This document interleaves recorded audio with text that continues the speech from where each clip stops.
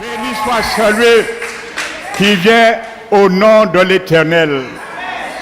Il s'appelle Jésus. Alléluia, gloire à Jésus. Merci Jésus, notre Seigneur, notre grand Dieu, fidèle, véritable, le Créateur des cieux et de la terre.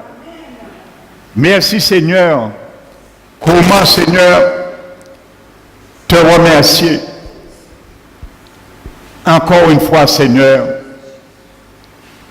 car nous ne cessons jamais Seigneur pour ce que tu as fait pour nous. Les mots même Seigneur du vocabulaire que tu nous as laissé sont trop faibles pour exprimer Seigneur la portée, la dimension, le poids, Seigneur, de ce sacrifice grandiose, Seigneur, que tu as accompli pour nous. Nous sommes là, Seigneur, en souvenir, Seigneur, de cela, car c'est son sang, Seigneur, qui nous a donné droit aujourd'hui de nous réjouir. Car si ton sang, Seigneur Jésus, n'avait pas coulé, nous n'aurions aucune joie de nous réjouir, même si tu étais Dieu. Car sans ton sang, il n'y aurait pas eu de route. Et sans cette route, nous ne pourrions pas, Seigneur, nous rendre librement dans la plénitude de la foi, dans la liberté de ton esprit, comme nous le voulons, devant ta majesté. Merci encore, Père. Nous te remercions également pour ce privilège que nous avons encore dans ce lieu, pour entendre et prendre note de ton conseil, pour que chacun de nous puissions, Seigneur, selon tes préceptes, encore une fois, pendant qu'il est temps de nous ajuster avec le ciel, pendant qu'il est temps de nous ajuster avec ton royaume, les décrets de ton royaume. Ce matin encore, je ne suis qu'un instrument entre tes mains. Je ne peux rien faire porter avec ma force, mais avec ta présence et ton onction. Je m'humilie, Seigneur, encore devant toi. Je m'abandonne, Seigneur, sous tes mains toutes puissantes, afin que l'onction de ton esprit, Seigneur, tombe sur ma personne ce matin. Et que tu mettes, Seigneur, les paroles par son assistance dans ma bouche. Que ces paroles, Seigneur, fassent, Seigneur, leur nid dans chaque heure ce matin, afin qu'il y ait une éclosion, Seigneur, qui puisse nous ramener, Seigneur, dans la dimension des lois majestueuses de ton royaume. Merci, Seigneur, que je sois, Seigneur, ce matin, un grand, et que ton esprit soit la main. Alors dirige-moi, Seigneur. Je te bénis, Père. Je te glorifie. Merci encore pour ce chant. Tu nous as permis de chanter. Car c'est une réalité. Tu rends nos pieds légers comme celle des biches,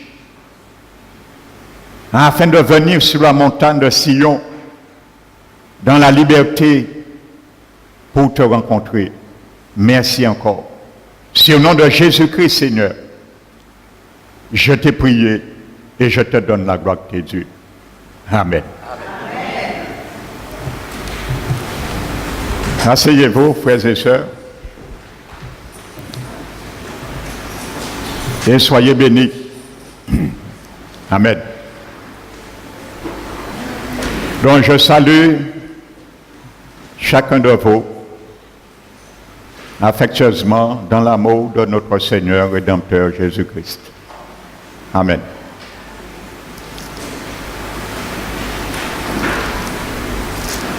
Nous allons ouvrir la parole de Dieu en introduction dans le livre d'Éphésiens, le chapitre 5.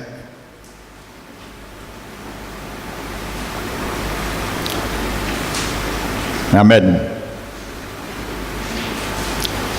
Nous allons prendre le verset 20. Rendez continuellement grâce à Dieu le Père pour toutes choses, au nom de notre Seigneur Jésus-Christ.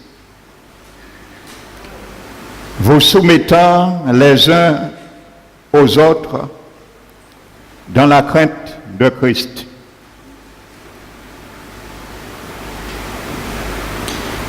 Verset 22. Femmes, que chacune soit soumise à son mari comme au Seigneur. Alléluia. Car le mari est le chef de la femme, comme Christ est le chef de l'Église, qui est son corps, et dont il est le Seigneur. Or, de même que l'Église est soumise à Christ, les femmes aussi doivent l'être à leur mari en toutes choses. Alléluia. Mari, que chacun aime sa femme comme Christ a aimé l'Église et s'est livré lui-même pour elle, afin de la sanctifier en la purifiant et en la lavant par l'eau de la parole. Amen. Le chapitre 6, toujours Éphésiens. Enfants, obéissez à vos parents, selon le Seigneur, car cela est juste. Honore ton père et ta mère, c'est le premier commandement avec une promesse. Verset 5, serviteurs, obéissez à vos maîtres, selon la chair, avec crainte et tremblement, dans la simplicité de votre cœur, comme à Christ. Amen.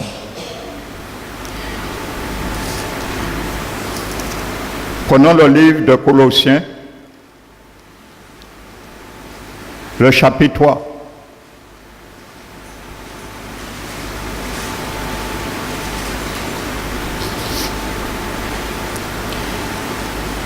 Le verset 18.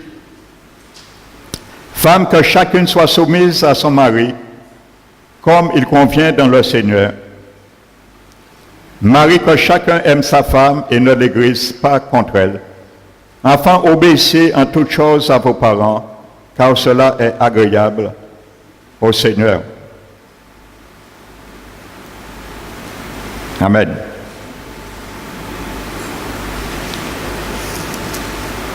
Un Pierre, chapitre 5.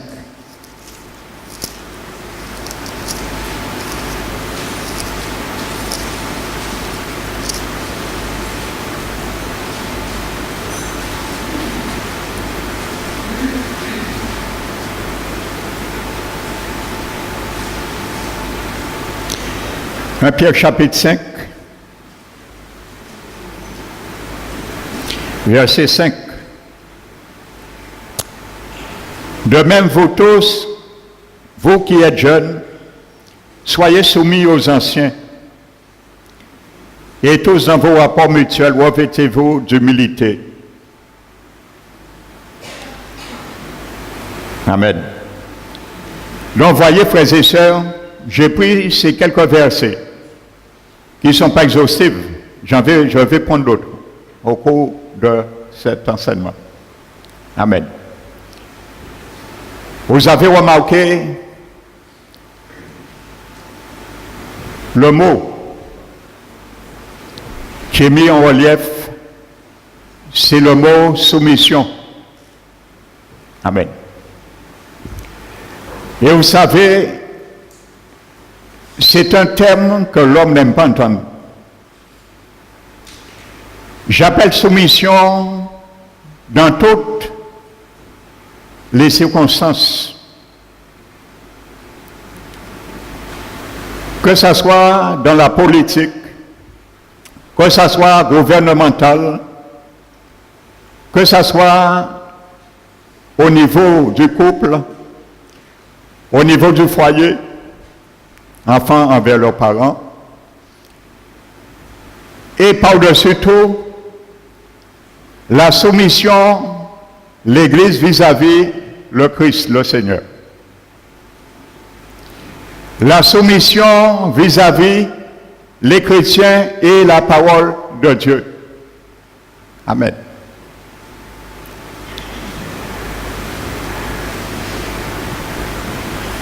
Vous savez,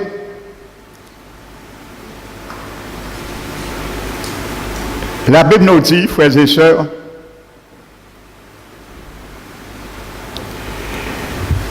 Dieu avait dit à Adam une parole. Peut-être Adam n'a pas pris importance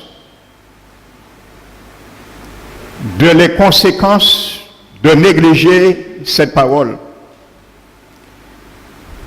Dieu avait dit à Adam de protéger, de garder le jardin.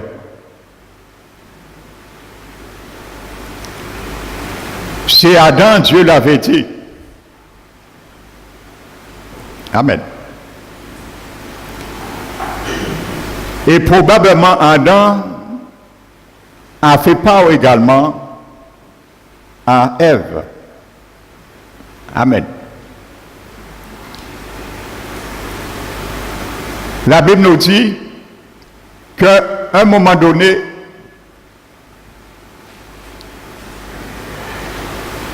Adam a cessé de garder, de veiller, de protéger le jardin, et il a arrêté aussi de récolter.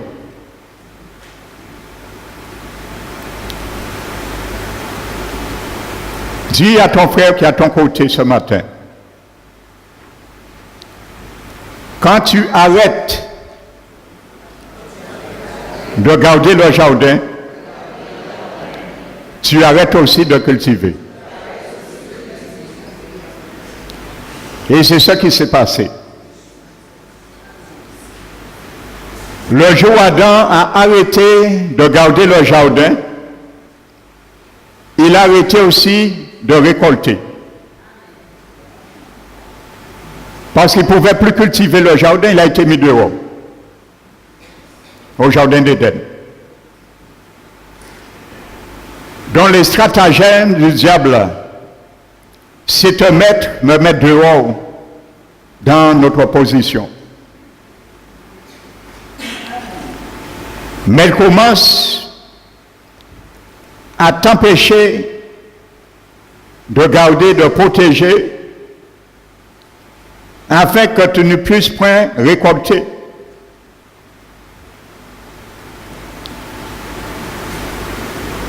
Pour Dieu, garder équivaut récolter.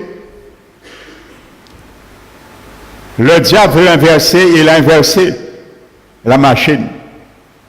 Il a mis en marche arrière. Pour lui ne pas garder, ne pas récolter. Amen. Alléluia.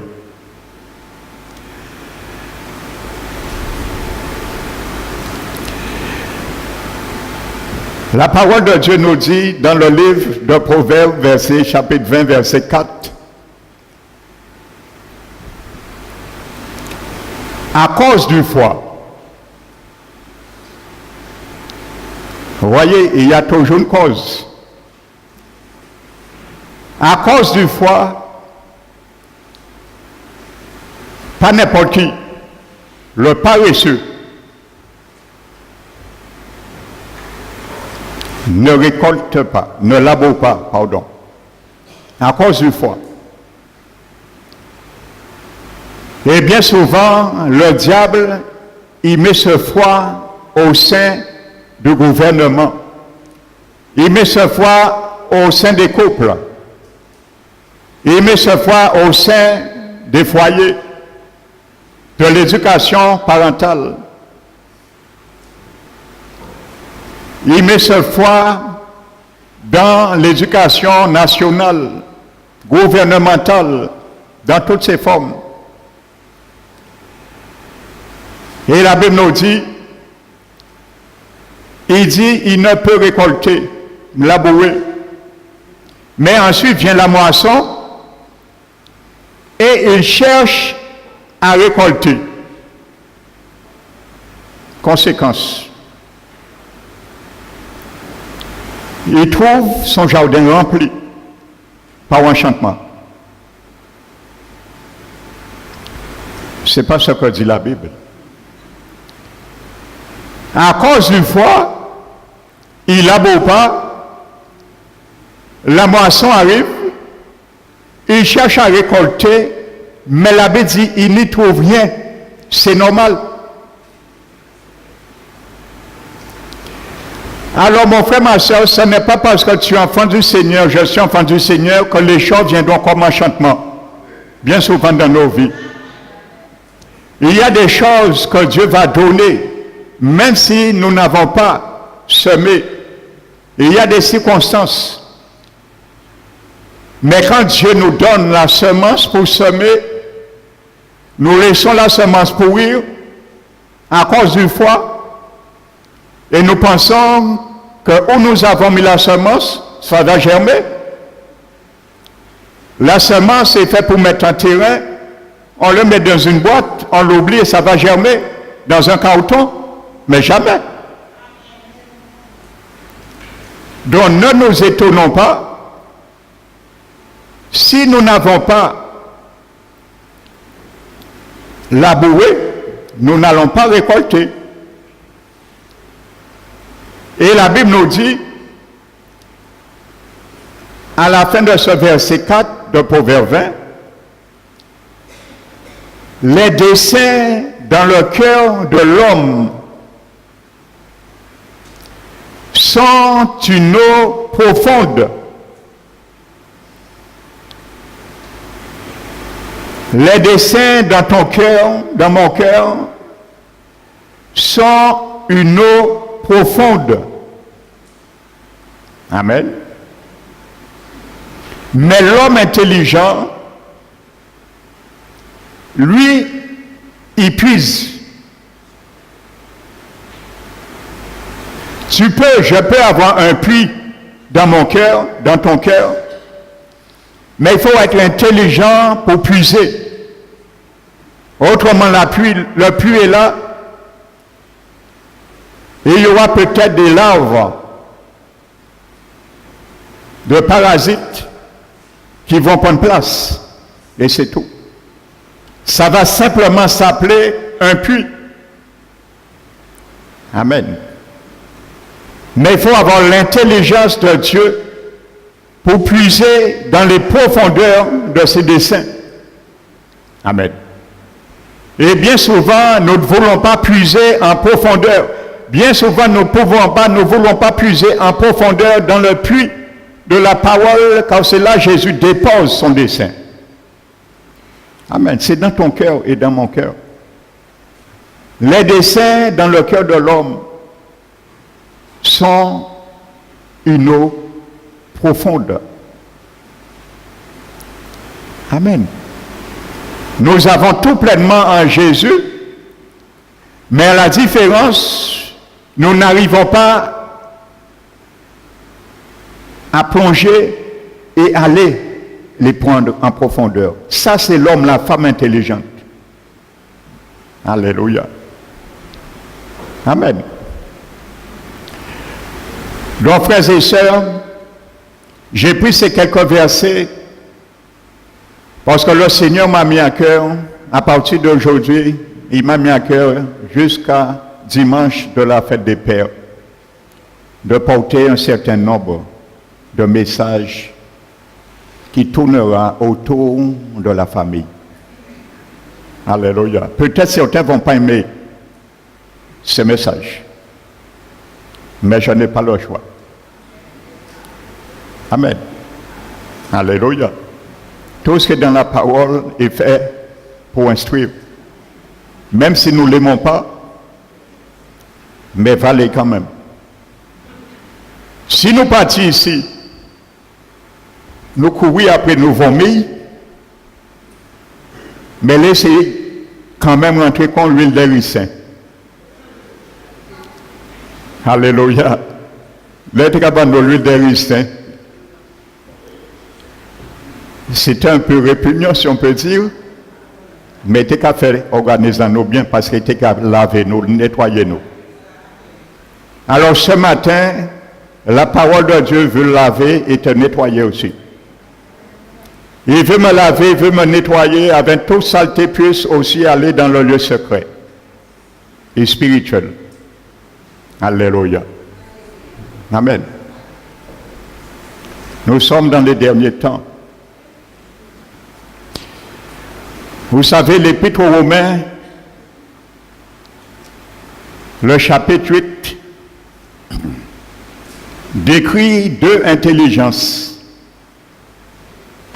celle de la chair et celle de l'esprit. Vous savez, nous pouvons avoir, comme le proverbe le dit, cette source dans nos cœurs, et c'est une réalité. Et je dis bien les principes que je vais élaborer, c'est les principes du royaume de Jésus. Je ne parle pas des principes du monde, je parle à l'Église. Amen.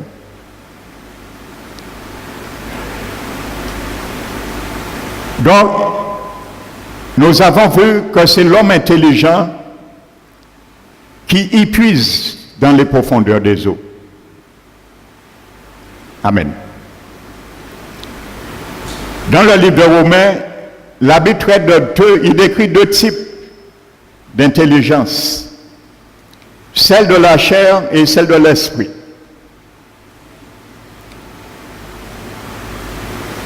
Romains chapitre 8, verset 1 à 11, notez. Chacune d'elles implique une manière de penser le monde, une vision du monde. Amen.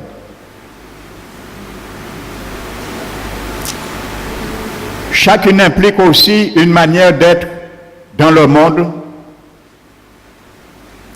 une relation à Dieu dont la valeur est primordiale.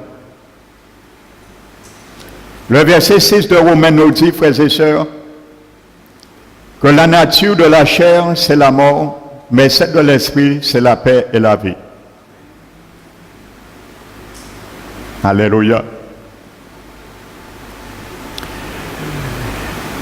La nature de la chair se caractérise par son indépendance par rapport à Dieu et donc par son inimitié à son égard. C'est ça la nature de la chair. Il manifeste, il décrit son indépendance vis-à-vis de Dieu. Il n'a pas besoin de Dieu. Ça, c'est l'intelligence selon la chair. Amen. Au commencement, avec le premier couple.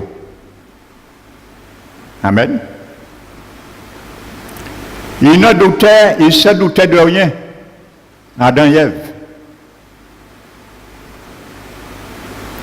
Mais Dieu, lui, redoutait quelque chose. Le fruit de l'arbre paraissait bon à manger. Il portait la preuve du plaisir. Pas la preuve, la promesse du plaisir, ce fruit. Et il était bon, précieux à la vue, bon à manger, la Bible nous dit.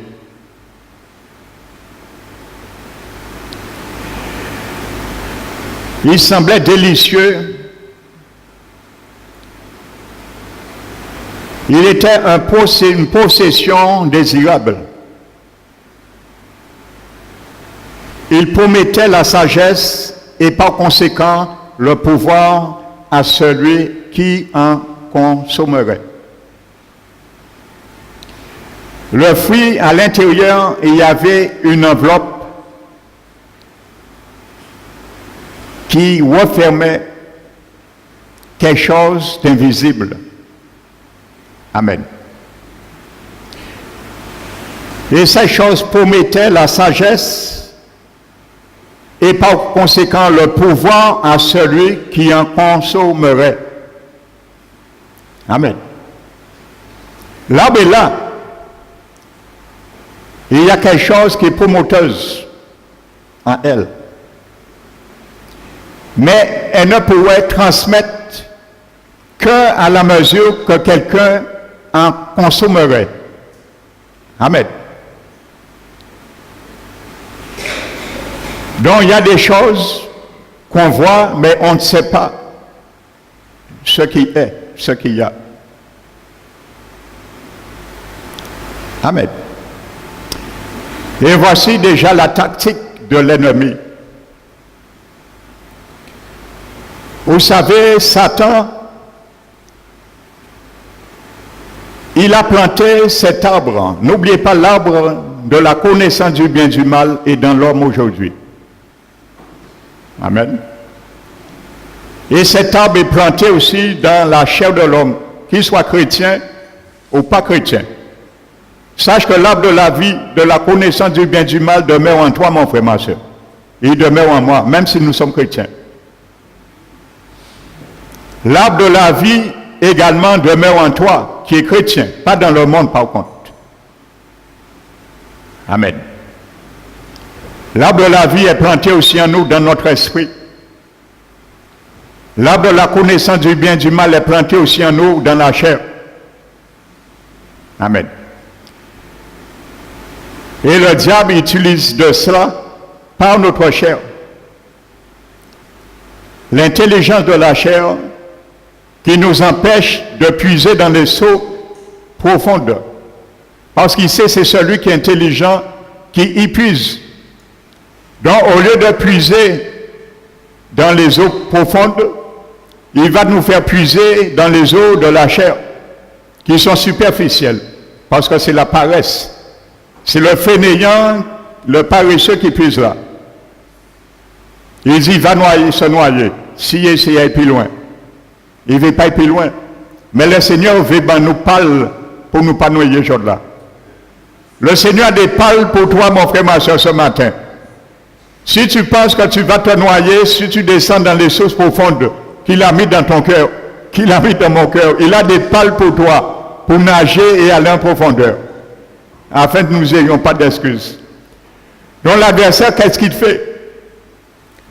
Il veut semer, par exemple, un problème, un conflit, un désordre ou inimitié, peu importe. Je parle en général. Je ne table pas encore sur les principes, mais en général, que ce soit politique, gouvernemental, entreprise, foyer. Parce qu'il met du désordre partout. C'est royaume, ils sont royaume à désordre. Donc, ils s'aiment, frères et sœurs. Ils s'aiment. Mais il est là. Par le même principe de meurtre. La chose est promoteuse, mais il faut quelqu'un goûte pour bénéficier de cette chose. Il s'aime et il attend que quelqu'un puisse, ces personnes elles-mêmes, désamorcer le détonateur. Amen. Parce qu'il sait que Dieu ne peut pas l'accuser. Et c'est la personne qui a retiré le détonateur que Dieu va accuser. Mais lui, il met la bombe, il met la mine, et il gère, il télécommande ce qu'il met. Mais il cherche quelqu'un pour retirer le détonateur et faire exploser. Amen. Donc voici le principe que l'adversaire utilise. Je continue ma pensée au jardin d'Éden.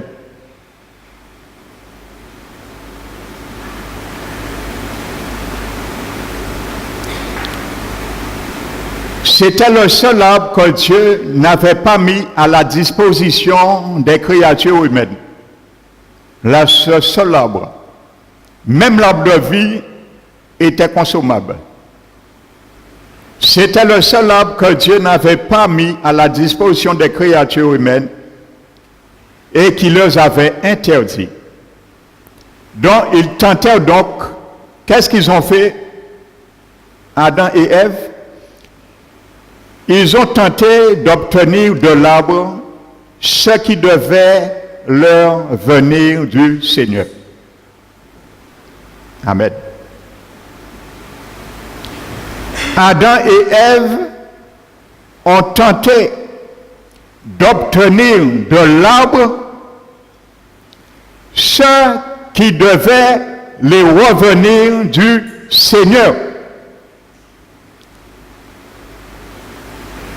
Ils ont déclaré par là leur indépendance avec Dieu.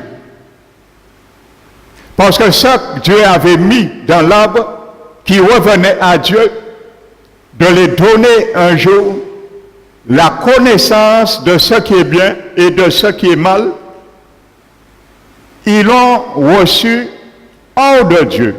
Donc ils l'ont puisé dans un arbre que Dieu lui-même avait interdit. Amen.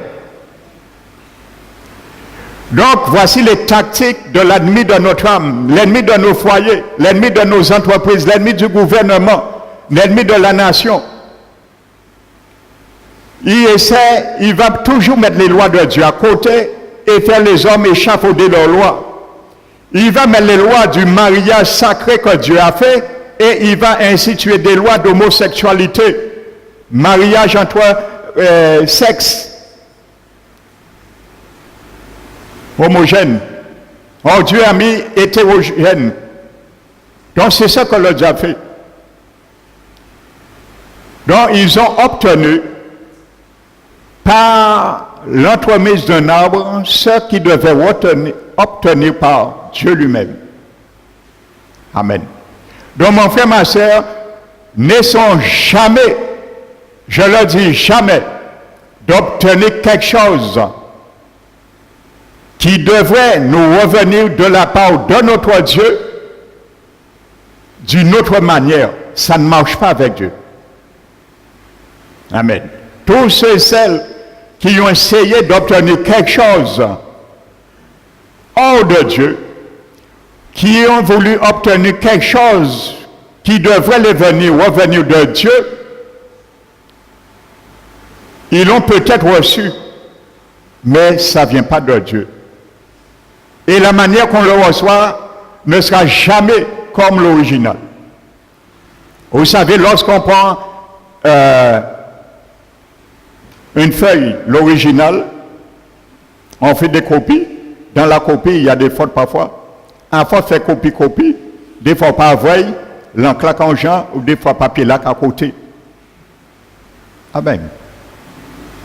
Il y a toujours des irrégularités. Lorsqu'on essaie de se satisfaire soi-même et d'acquérir quelque chose que Dieu devait lui-même nous donner. Donc voici ce qui est arrivé, frères et sœurs. Amen. Et de ce fait, ça capoter tout le plan de Dieu, tout le dessein de l'humanité. Amen. Et ceux-là n'ont pas pu garder. Et ils ont arrêté de récolter aussi. Amen. Donc quand il y a un conflit, il y a un problème, qui n'a pas gardé? Amen. C'est la question qu'on doit se poser. Premièrement, avant d'aller plus loin. Et vous allez bien voir, Dieu a bien assigné des rôles dans le foyer. Pour le père, pour la mère et pour les enfants. Et ça ne va jamais changer. On a essayé de changer, de déplacer un peu les pions, mais le puzzle de Dieu ne bouge pas. Amen. Alléluia.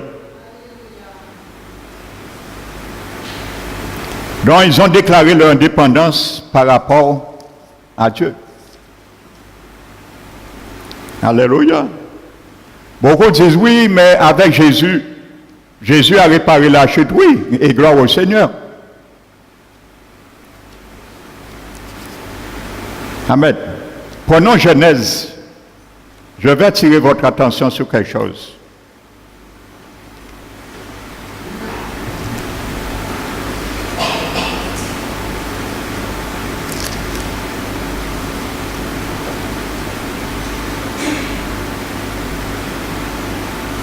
Le verset 16 dit, Genèse 3, « J'augmenterai la souffrance de tes grossesses, tu enfanteras avec douleur, et tes désirs se porteront vers ton mari, et il dominera sur toi. »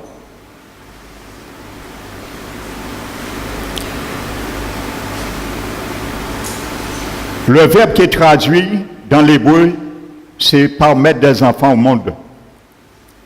Amen. Quand Dieu dit, il va augmenter les douleurs de la grossesse, ce verbe qui est traduit par mettre des enfants au monde, écoutez bien. C'est pour ça, je leur dis, ces enseignements, c'est chacun de nous allons méditer. Ceux qui sont déjà mariés, ceux qui ne le sont pas, ceux qui l'envisagent, ceux qui n'envisagent pas, ceux qui sont déjà mariés, qui n'ont pas encore peut-être d'enfants, ainsi de suite.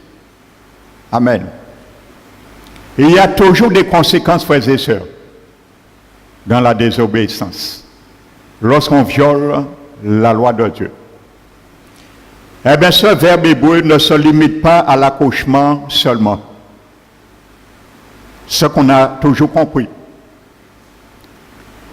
Ce verbe qui est traduit, le verbe hébreu qui est traduit par mettre des enfants au monde dans ta grossesse, décrit tout le processus d'élever les enfants qui est compris sous ce terme.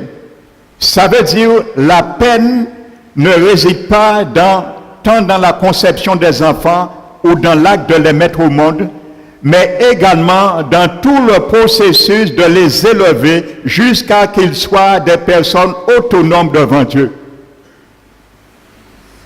Amen.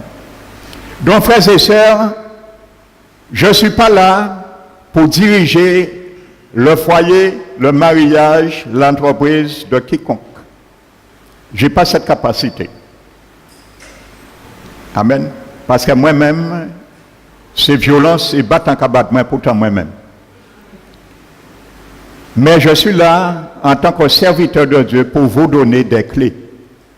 Simplement des clés que je vais vous donner. Et c'est à vous maintenant de savoir les utiliser, c'est tout. Amen. Donc il faut bien comprendre, nous ne devons pas être surpris parfois que nos enfants commencent à la maison avec une bonne éducation parentale et après nous ne comprenons rien.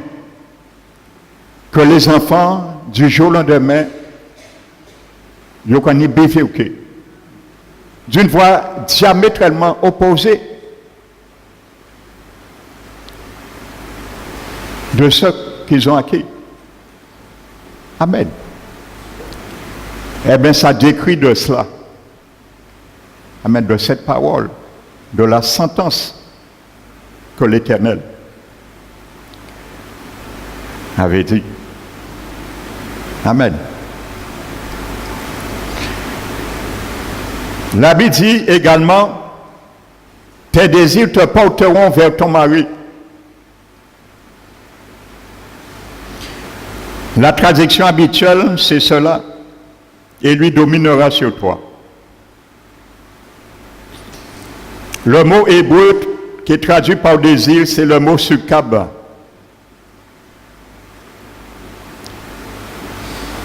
Dans 12 anciennes versions, ce mot est presque toujours rendu par tourner, mais non par désir. Les pères de l'Église ne connaissent pas d'autre sens de ce mot qui est traduit par désir que de tourner et changer. Et ce mot est traduit dans le grec par apostrophé ou épistrophé, que nous connaissons, qui veut dire converti. Amen. Donc ça veut dire qu'on peut dire Genèse 3,16 simplement ceci: comme conséquence de son péché, Ève se détournerait de la présence, dépendance de Dieu. Maintenant, elle va se tourner à présent vers son mari. Comme si c'est son mari maintenant qui deviendra son Dieu. J'ai bien dit comme si, hein. Pas dit, pasteur Mania dit qu'elle nous sait dire à madame Anou. À pas sans dire, hein. Je vous explique le contexte de ce mot hébreu. Amen. Vous comprenez? Lorsqu'on tourne Dieu le dos, le choix qu'on a fait, eh bien, on restera et on dépendra aussi de ce choix. Amen. Amen.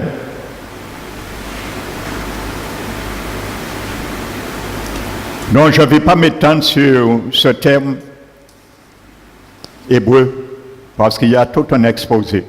J'en passe. Amen. Mais je voulais déjà mettre l'accent que la sentence que Dieu a prononcée déjà sur Ève ne concernait pas seulement l'accouchement, mais tout aussi le processus éducatif. Et c'est pour ça, dans l'Orient, le temps ancien, bien souvent ce sont les femmes, les mères qui élevaient les enfants, qui s'occupaient du foyer, ainsi de suite. C'est pour ça, dans les proverbes, on parle beaucoup de cela. Et même Paul fait allusion à ça. Amen. Comment les mères doivent éduquer leurs enfants, ainsi de suite. Amen.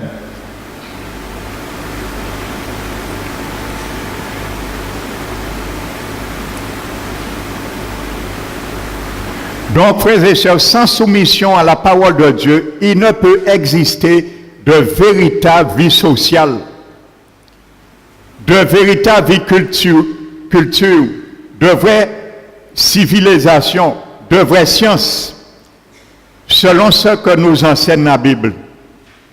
Amen. Aucun progrès n'est possible hors des principes de la soumission mutuelle des hommes dans le Seigneur. Je parle bien dans le Seigneur. Amen.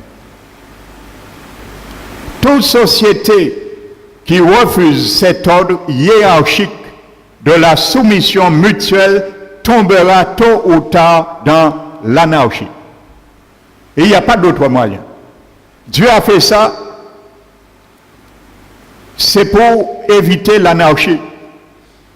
Amen. Cet ordre hiérarchique de la soumission mutuelle tombera tôt ou tard dans l'anarchie et elle se figera dans l'ordre rigide qui trouve son unique fondement dans des rapports qu'on appelle des rapports de force. Amen. Et c'est ça qui amène les guerres. Lorsqu'il n'y a pas de soumission hiérarchique, frères et sœurs, eh bien, trop tard, on est obligé, dans l'anarchie, de passer à ce qu'on appelle les actions de force. Ça veut dire maintenant, comme on ne veut pas accepter mon point de vue, nous allons le faire accepter par la guerre, par la force. Amen. Et ça, c'est le principe qui n'a pas changé. Que ce soit dans la nation gouvernementale, que ce soit dans les entreprises, un collègue, il veut peut-être en intérêt, il ne veut pas plier à ça que le patron l'a dit, eh bien, qu'à faire un coup de syndicat, on n'a pas rien contre le syndicat. Non plus. Pas dit passer manière dit, il ne faut pas au syndicat, on n'a pas dit ça. Au libre des syndiqués, au libre des pas syndiqués, pas syndiqués.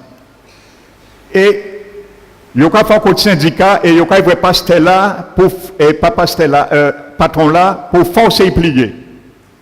Ça, c'est l'anarchie. Parce qu'on refuse l'ordre hiérarchique qui vient d'en haut. Toute autorité a été instituée de Dieu. Toute autorité. Il n'y a aucune autorité qui ne vient de Dieu, Paul l'a dit. Et Dieu lui-même est sous une autorité, si vous ne le savez pas.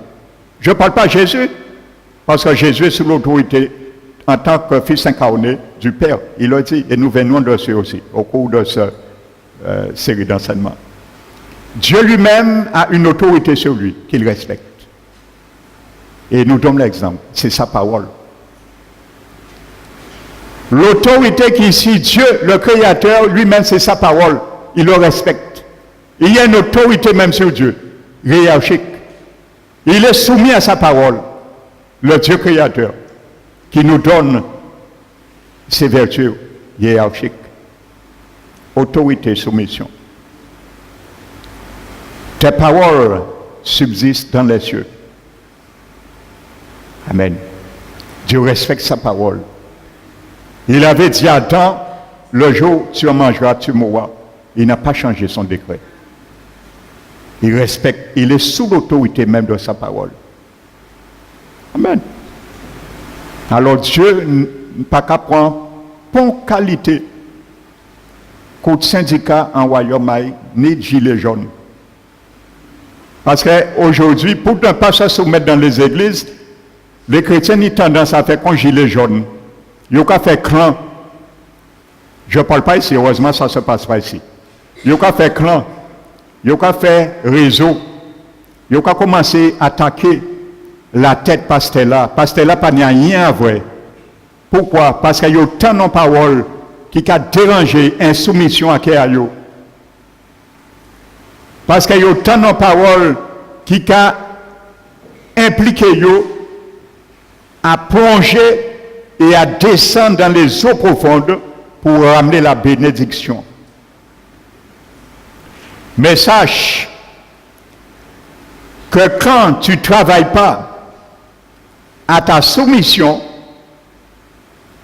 que ce soit sous l'autorité pastorale, les chrétiens, parce qu'il y a une soumission aussi, admettre, parce qu'il y a une autorité établie, ecclésiastique, que ce soit la femme sous l'autorité de son mari, que ce soit l'enfant sous l'autorité de ses parents, que ce soit l'ouvrier sous l'autorité de son patron, que ce soit la nation sous l'autorité de son dirigeant, de son gouverneur. Amen.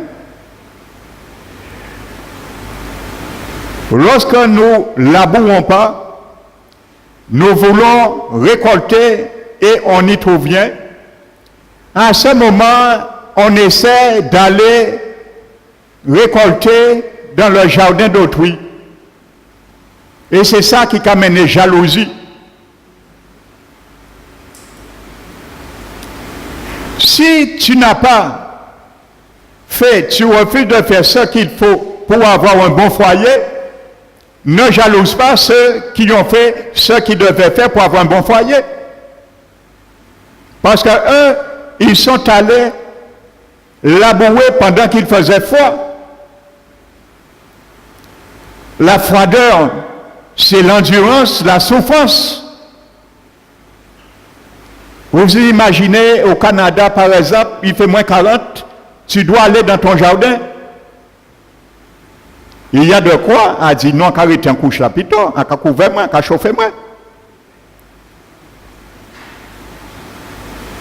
Amen.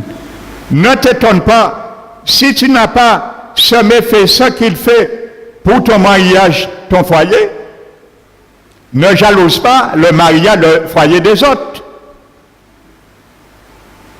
Donc, lorsque nous ne pouvons pas récolter, nous croyons se récolter dans notre champ. Non, ça ne marche pas avec Dieu.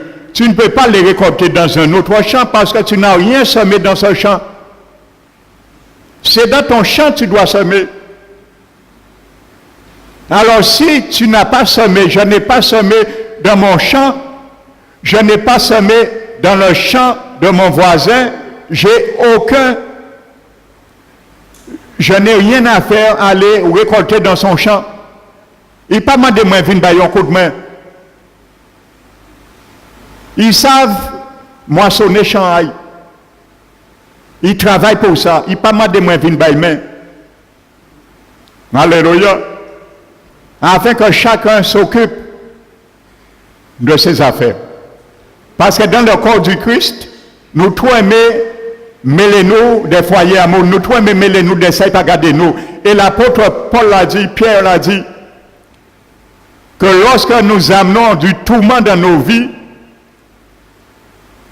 alors ça c'est problème à nous. Parce que Pierre nous dit de ne pas nous ingérer des affaires d'autrui. Il n'y a aucune grâce, aucune gloire à souffrir des fautes, des mauvais traitements pour des fautes que nous-mêmes nous avons commis. Si nous nous ingérons des affaires d'autrui, en tant que voleurs malfaiteurs, nous n'avons aucune gloire à cela. C'est nous qui échouons. Amen. Alors, ces enseignements, ces clés, c'est pour chaque monde à piocher un jardin, à pas piocher un jardin à monde. Alléluia. Chacun respecte le foyer d'autrui. Chacun respecte le mariage d'autrui. Chacun respecte l'éducation d'autrui. Nous ne venons pas l'église pour cela. Nous venons l'église pour le Seigneur. Nous ne pas qu'à venir l'église pour garder qui j'en viens à la caille, qui j'en caille, qui j'en pas caille. Là, nous qui arrêtons ça, le Seigneur Jésus qui est retourné pour l'église. C'est ces choses qui fait Jésus tarder et qui ne vient pas encore, frères et sœurs. Amen. Alléluia.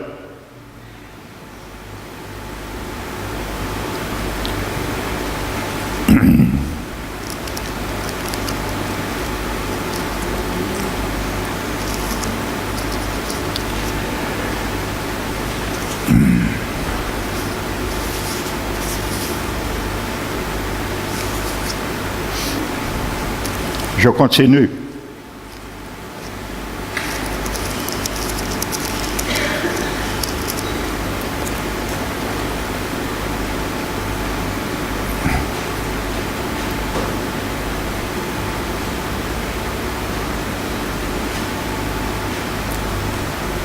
La Bible nous dit dans Romains 12, 16, frères et sœurs, ayez les mêmes sentiments les uns pour les autres. Ayez les mêmes sentiments les uns pour les autres. N'aspirez pas à ce qui est élevé, mais laissez-vous attirer par quoi? Par ce qui est humble.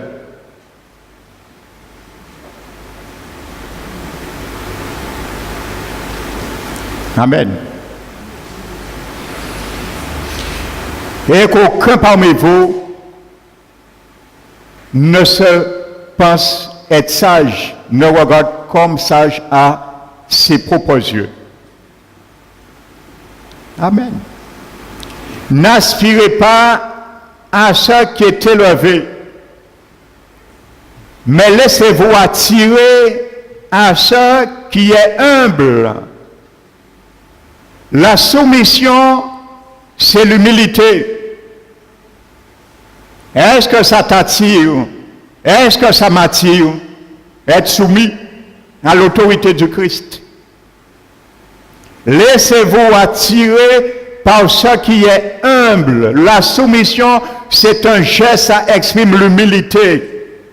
Alléluia. Parce que l'humilité a le vertige. Quand tu as le vertige, tu ne peux pas monter. Tu descends tout de suite. Parce que tête a commencé à tourner. Si vous montez à 3 mètres à l'échelle, vous commencez à vertige, vous pouvez descendre. Vous savez si vous êtes plus haut, c'est danger.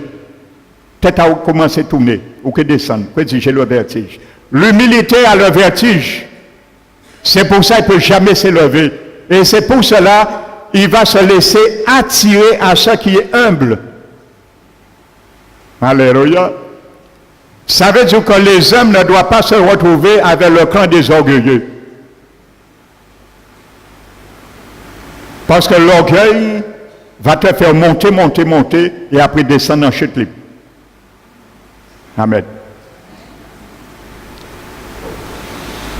Alléluia. Que aucun ne soit sage à ses propres yeux. À ses propres yeux.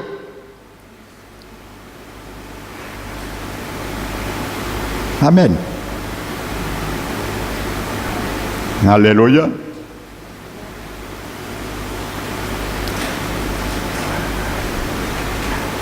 Vous savez,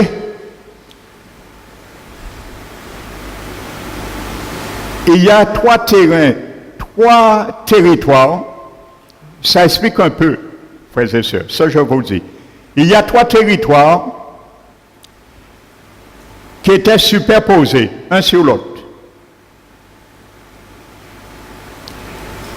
Il y avait la Judée qui était au sud, la Judée sud. Il y avait la Samarie qui était au-dessus. Et il y avait la Galilée qui était au nord.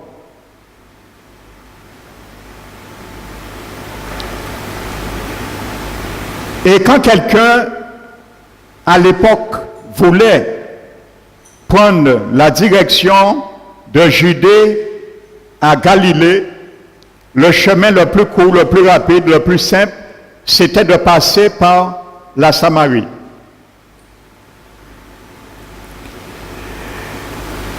Mais vous savez,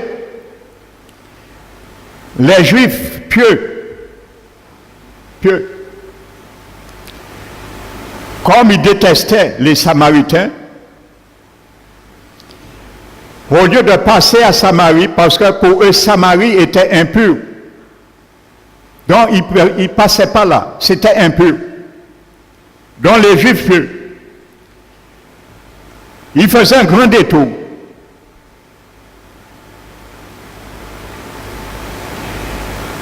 Ils prenaient par le territoire de l'Est. Ils passaient à travers le Jourdain. Ils contournaient au nord.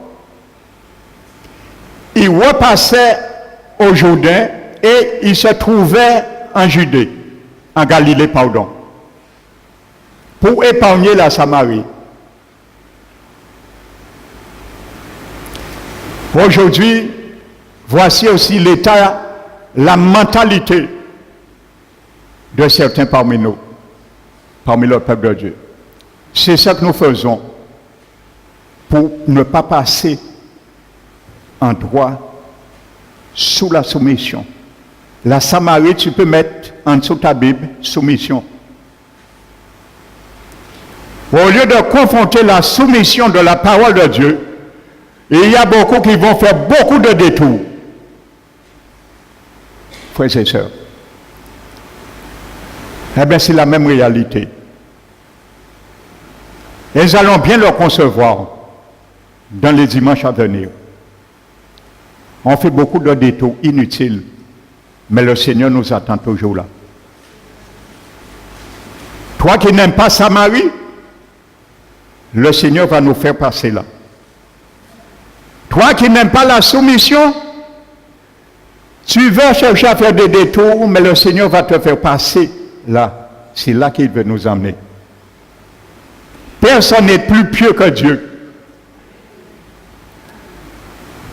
Ta piété, notre piété m'empêche d'être soumis. Les Juifs pieux, ils ne passaient pas Samarie, ils étaient trop pieux. Samarie était impure. Si Samarie, tu as touché Pierre, tu as vu impur pour eux.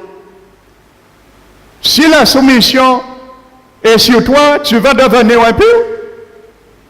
Mon frère, ma soeur, non. Tu vas glorifier le Seigneur parce que lui, il élève les humbles, mais il abaisse les orgueilleux. Non, c'est la même réalité qu'on trouve aujourd'hui. Pour beaucoup de chrétiens ne peuvent pas passer dans la soumission, dans la parole de Dieu. Ils n'ont qu'à passer territoire de l'Est. Ils n'ont qu'à contourner, ils n'ont qu'à passer au Jourdain, ils n'ont qu'à contourner le nord, ils n'ont qu'à repasser au Jourdain et ils n'ont qu'à passer en Galilée. Et c'est pour cela, beaucoup aujourd'hui, voulant penser qu'ils sont plus pieux que la parole de Dieu, ils ont trouvé ça, bon Dieu, veut Adam en notre arbre. Mon Dieu a dit, yo, aïe, chez mais en blanc, il j'en l'ai. Et en chair, l'arbre de la connaissance du bien et du mal est déjà en toi. Alors, ce que moi je veux te donner, tu vas le trouver peut-être à ta manière dans cet arbre que tu as fait ton choix, que tu as décidé mon indépendance avec toi. Donc c'est la même réalité. Lorsqu'un enfant du Seigneur ne veut pas être soumis à la parole de Dieu qui est une autorité sur nous, nous avons fait même bitin.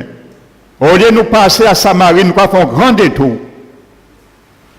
Mais il y a ceux qui ont fait détour, ils ont tourné, ils ont perdu. Parce que le chemin là tellement facile de passer de Judée, Samarie, Galilée. Il y a beaucoup qui se perdent dans le désert de leur âme. Ils ont tourné. Et là, ils ont bien tourné. Ils ont fait le meilleur parcours là. La plus simpliste, c'était passer à Samarie. Mais ils ont honte. Ils n'ont pas qu'à retourner. Alléluia. Et c'est ça qui arrive beaucoup au Seigneur. Lorsqu'il veut déserter, il ne veut pas être soumis dans la parole de Dieu, premièrement. Amen. Et c'est la même réalité, frères et sœurs. Le gouvernement pareil, dans l'entreprise pareil, dans le couple pareil. Combien d'épouses, lorsqu'ils ne veulent pas être soumis, vont chercher aussi à faire des grands détours pour ne pas venir dans cette réalité. C'est une place que Dieu nous a mis.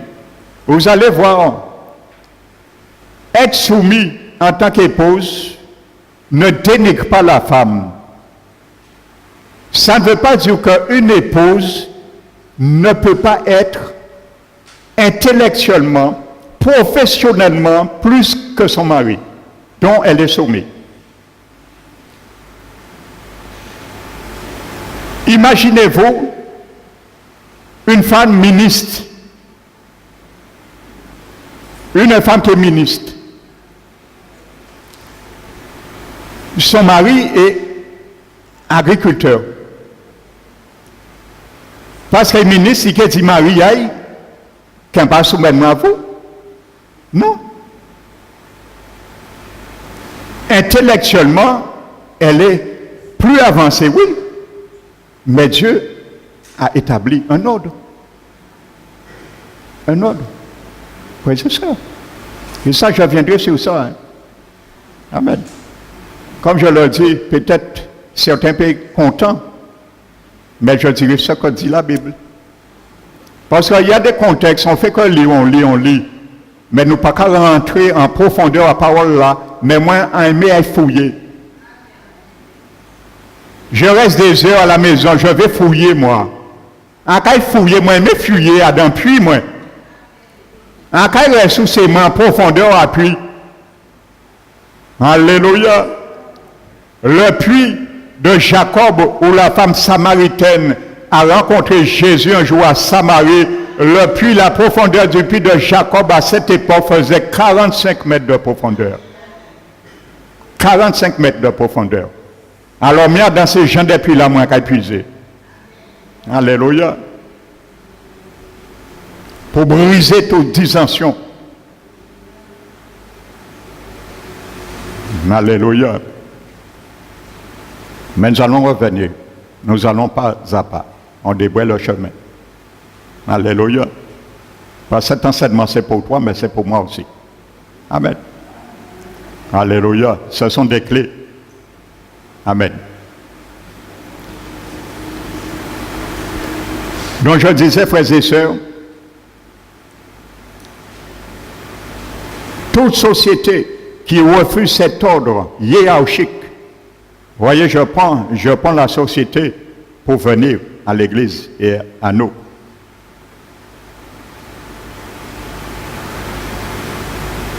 De la soumission dans l'ordre mutuel tombera tôt ou tard dans l'anarchie. Et je vous apprends rien, nous voyons ça tous les jours dans les actualités des informations. Ou bien il figera dans l'ordre rigide qui trouve son unique fondement dans le rapport des forces. Amen. Et ne nous étonnons pas, Paul disait aussi que si nous nous mordons et nous dévorons les uns des autres, prenez garde que vous soyez détruits les uns par les autres. C'est ça. Les rapports de force. Moi, quand tiens tête, un plus fort qu'il y avait un frère, il est déjà décédé, je ne vais pas nommer son nom. Cet homme était vraiment avec une mentalité charnelle. Il était qu'à faire toute l'église, il passait en l'eau église. Pourquoi? Il avait un âge avancé, il était doyen. Il a mal compris. Écoutez bien, je vous dis, il y a deux types d'intelligence. Il y a l'intelligence qui puise dans la chair et il y a l'intelligence qui puise dans l'esprit. Il passait dans les églises, il n'avait rien compris sur le terme étymologique du mot ancien. Ancien. Qui veut dire presbyteros en grec. Et les anciens, il n'a pas compris bibliquement qu'un ancien est un pasteur et un évêque. Ce sont trois termes interchangeables que la Bible emploie. Amen. Un pasteur dans la Bible est un ancien et il est aussi un évêque. C'est trois termes interchangeables. On ne trouvait pas dans une église locale à l'époque un pasteur, il y avait des anciens et il y avait des évêques. Non. C'est nous aujourd'hui que nous avons fait un pasteur, des anciens. Non. Normalement, un ancien, c'est un pasteur. J'ai donné un grand enseignement sur cela. Bon, ceux qui n'avaient pas suivi l'enseignement, ça c'est vous. Mais j'ai donné un enseignement sur cela et ceux qui étaient là, ils ont bien compris cela. Il n'y a pas d'amalgame à ça. Je ne dis pas les mal d'établir des anciens, des pasteurs. Il n'y a pas de mal à ça. C'est simplement des incompréhensions. Mais cet homme avait mal compris. Qu'est-ce qu'il faisait? Il passait dans cette église, il a bravé pasteur l'église là. Il a dit pasteur là, en plus fort qu'il en plus grand qu'il en plus fort qu'il on bourra 80 ans, 85 ans. Et il y a un peu de respect, de tenue. La Bible dit que les anciens doivent enseigner aux jeunes. Ou qu'il bravé pasteur ancien, en plus fort qu'il en plus grand, en plus fort qu'il et ainsi de suite, il ne pouvait pas rester. À chaque fois, il allait braver les pasteurs. Quand il est venu chez nous, il est resté peut-être 6 mois. Quand il est venu me parler de cela, je l'ai fait comprendre de rester à sa place, que question d'anciens et ça, ainsi de suite. Donc c'est la même réalité. Des formes de force. Un plus fort qu'il non, c'est moins, ainsi de suite, non. Ça, c'est la guerre, frères et sœurs. Ça, c'est la guerre. Amen. Il y avait 4 barrières quand Jésus a rencontré cette femme samaritaine. Il y avait 4 barrières entre elle et Jésus. Jésus, lui, il pas venu pour faire polémique. Jésus, il brisait ces 4 barrières-là. Amen. Jésus est celui qui brise les barrières d'inimitié. Amen. Il y avait la barrière de la religion qui les séparait avec Jésus, parce que Jésus était juif. Et il y avait une deuxième barrière du masculin et du féminin. Et il y avait une troisième barrière raciale et quatrième barrière morale. Et c'est pour ça que la Bible nous dit que Jésus, lui, devait passer à Samarie. Jésus n'a pas fait détour. Jésus, juif, il savait les fouler Samarie qui a vu peu. Alléluia. Qu'est-ce qui a affecté Jésus? Il y a des lépreux qui sont venus, Jésus touché eux. Amen. Jésus pas venu lépreux. la lèpre a été affectée par la puissance du sang de Jésus. Amen. Est-ce que ça va nous affecter d'être soumis? Ça nous affecte? Ça nous impure? Eh bien, Jésus est allé et il passait par Samarie. Et c'est là qu'il a fait la rencontre avec cette femme. Amen. Jésus nous montre l'exemple. N'essayons pas de braver, esquiver la main de Dieu, la parole de Dieu, l'autorité de Dieu. Alléluia. Parce que moi, je vais t'amener à confronter. Alléluia. Amen.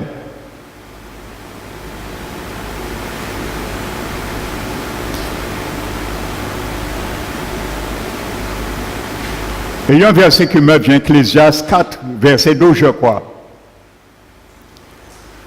La Bible dit que si quelqu'un est plus fort qu'un seul, les deux peuvent lui résister. Et la corde à trois brins ne se rompt pas facilement.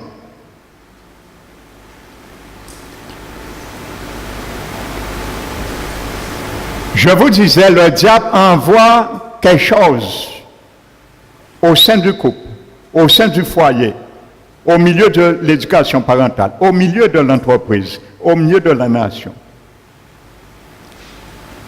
C'est lui. Il envoie cela.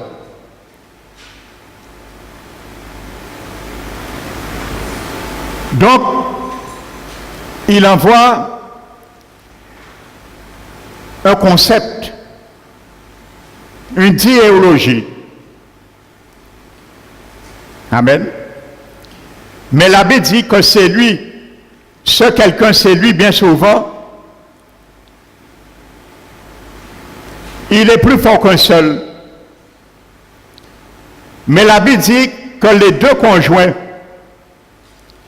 les deux peuvent lui résister. Et c'est ce que Dieu veut, frères et sœurs. Lorsqu'il y a un conflit, ça ne peut venir que du diable. Il faut les deux conjoints se mettre en phase, en action, s'accordent pour confronter. Parce que la Bible dit, si un seul est plus fort, quelqu'un est plus fort qu'un seul, les deux peuvent le gagner. Et la corde à trois brins, le troisième, c'est Jésus. Alléluia. Il faut que Jésus soit toujours là. Le troisième brin, c'est Jésus. Si tu veux la victoire sur quoi que ce soit, il faut que Jésus soit là. Amen. Lorsque Jésus n'est pas là, c'est l'anarchie. Lorsque Jésus n'est pas là, c'est la bataille. Lorsque Jésus n'est pas là, c'est la confusion. Lorsque Jésus n'est pas là, c'est l'échec. Lorsque Jésus n'est pas là, c'est les peurs et les larmes. Alléluia. La corde à trois brins ne se rompt pas facilement. Amen. Donc il faut résister. Parfois il y a un qui résiste et l'autre désiste. Et il laisse l'adversaire avoir l'avantage bien souvent. Mais la Bible dit que c'est lui, c'est quelqu'un qui est plus fort. Les deux peuvent lui résister. Parce que si la femme est contre et le mari est contre ce qu'il a mis, il a perdu. Mais si un est contre et l'autre est pour, eh bien, il a l'avantage. Amen. Et même si Jésus est là, il y a un qui est pour, il tient quand même l'avantage. Parce que la Bible ne dit pas la corde à deux brins ne se rompt pas facilement. Il dit la corde à trois brins ne se rompt pas facilement. Alléluia. Il y a un schéma, je n'ai pas prévu ça. Il y a quelque chose qui me vient. Ça vaut la peine de faire ça, frères et sœurs.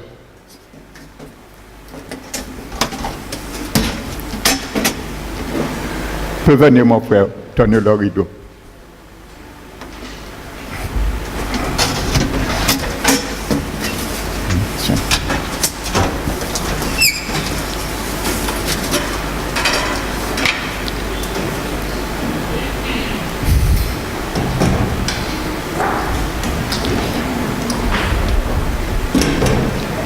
Je n'ai pas prévu ça. Hein.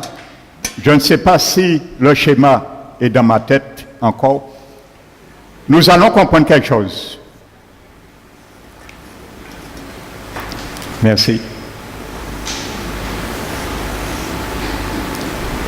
Amen.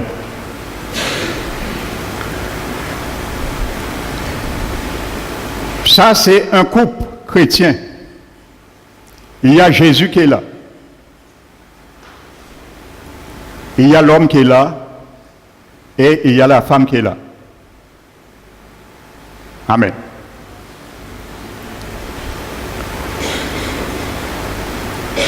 La femme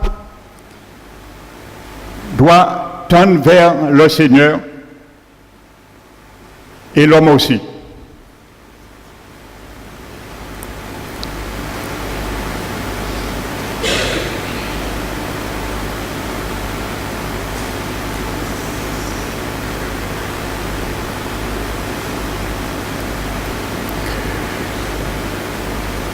Plus que l'homme et la femme obéissent au Seigneur,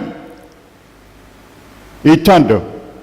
Donc, leur relation se rapproche vers le Seigneur, mais se rapproche l'un de l'autre également, parce qu'ils marchent dans le même sens pour s'unir au Seigneur. Donc, ils convergent, frères et sœurs. Amen. Mais lorsque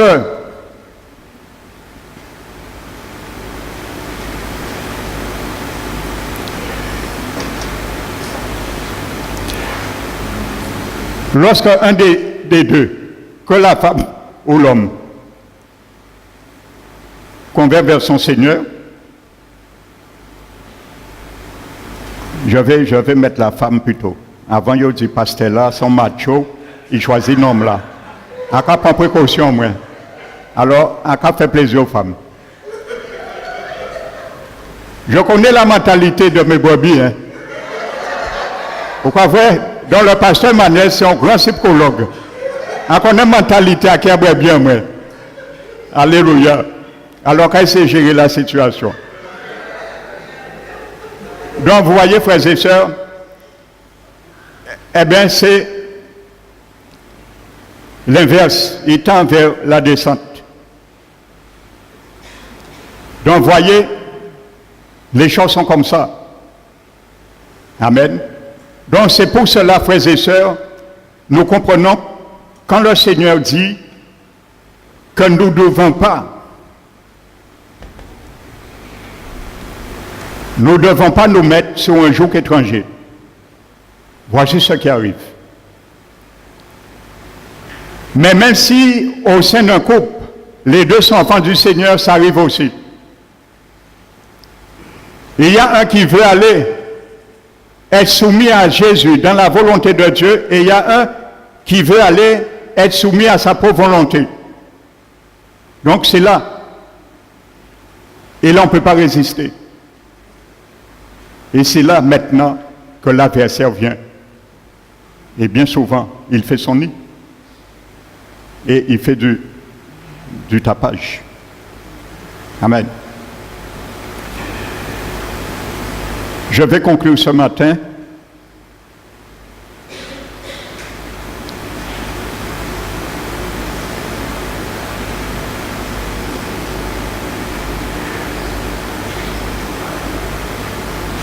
L'ordre rigide est unique, le fondement des paroles de force. Le principe d'une soumission mutuelle des hommes les uns envers les autres, soumission dont les bornes sont fixées par les exigences de la loi de Dieu, se trouve pourtant dans la parole de Dieu.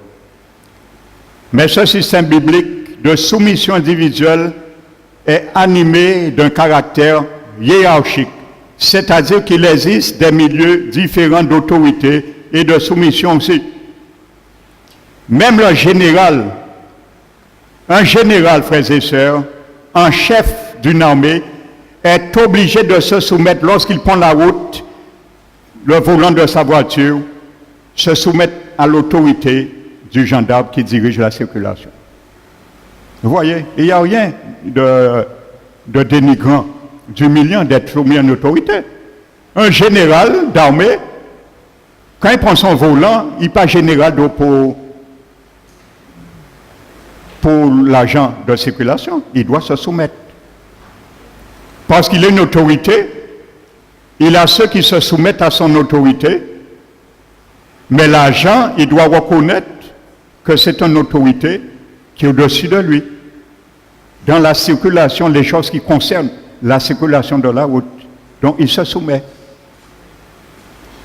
Il peut brûler un feu rouge et dit police là, bandit bitin, ou pas vrai, galon moi alors. Qu'on fait là, tu dit, en pifoké ou pas vrai, en pifoké ou au galon à haut. Non. Tu es un galon de général dans l'armée.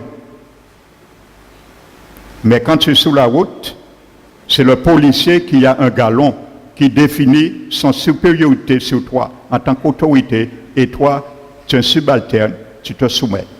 C'est ça que Dieu a implanté. Et il n'y a rien de déplaçant, il n'y a rien de comment dirais-je, de dévalorisant. Jésus qui était égal à Dieu, qui était Dieu, il a admis à se dépouiller et il a dit que le Père Dieu est sa tête. Nous ne pouvons pas mettre au-dessus de Jésus. Une autorité, c'est une autorité. La soumission, c'est la soumission. Ça, c'est l'hiérarchique. Donc, il n'y a pas d'anarchique. Pourquoi Dieu a toujours fait un peuple théocratique? Le peuple là, ni marre à un moment donné. Nous ni marre avant seul Dieu. C'est ça. Nous ni marre avant seul Dieu. Nous besoin plusieurs dieux. Eh bien, il y a besoin de plusieurs dieux. Il y a un frein de la loi, il y a pas plusieurs dieux. Conséquence après. Châtiment. Il y a venu roi. Roi, il pas suffisant. Le Dieu te roi aussi. Il y a roi. Insoumission, conséquence. Bon Dieu, bah, yo roi. Premier roi là, bon Dieu, bah, yo, c'était un roi impie. Il détournait de Dieu. Saül, le premier roi d'Israël. Mais il était roi. On ne force pas la main de Dieu. Ce qu'on veut, ce matin, écoute bien. Ce que Ève et ensuite Adam a voulu avoir en dehors de Dieu. Ce qui devaient recevoir de Dieu. Mais ils ont essayé de le recevoir à travers un arbre. Eh bien, c'est la même réalité. Tout ce qu'on essaie d'avoir, Dieu était leur Dieu. Ils ont essayé d'avoir d'autres dieux à travers l'arbre. Ils ont attrapé d'autres dieux. Mais à partir de vrai Dieu. Dieu était le roi. C'est Dieu un jour qui aurait décidé de les donner des rois au temps marqué. Comme l'arbre de la connaissance du bien et du mal, au moment marqué, Dieu aurait permis peut-être qu'ils connaissent qu'est-ce que le bien, la distinction entre le bien et le mal. Ça, c'était dans le casier de Dieu. Mais ils n'ont pas attendu. Ils ont essayé de le recevoir à travers un arbre, ceux qui devaient recevoir de Dieu directement. Eh bien, ils ont reçu des rois pour leur malheur. Frères et sœurs. Amen. Alléluia. Donc, que le nom du Seigneur, frères et sœurs, soit glorifié. Amen. Je vais continuer dans cette lancée dimanche prochain. Amen. Nous allons nous mettre debout. Frères et sœurs.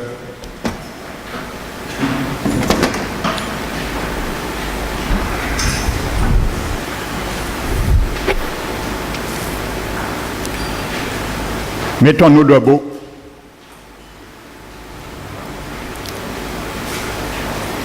Fermons les yeux.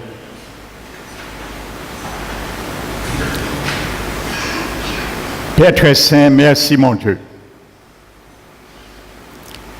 Tu nous as montré, Seigneur, dans ta parole. Il n'y a aucune autorité qui existe qui ne vient pas de toi.